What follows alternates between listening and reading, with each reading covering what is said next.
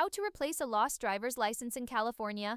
If you lose your California driver's license or it gets stolen, don't worry. You can replace it online, by mail, or in person at your local DMV office. If it was stolen, it's best to file a police report to protect yourself from identity theft. For online replacement, first visit the California DMV website to check if you're eligible.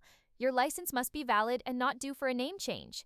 Then, log in or create a DMV account, submit your replacement request, and pay the $36 fee.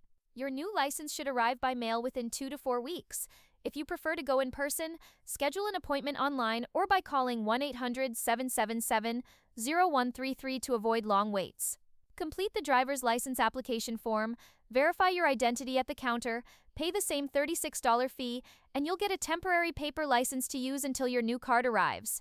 In some cases, you can also replace by mail by requesting the application form from the DMV and sending it back with your payment. And if your license was stolen, file a police report immediately and contact the major credit bureaus TransUnion, Equifax, and Experian to place a fraud alert. You can also report the theft to the Federal Trade Commission at identitytheft.gov.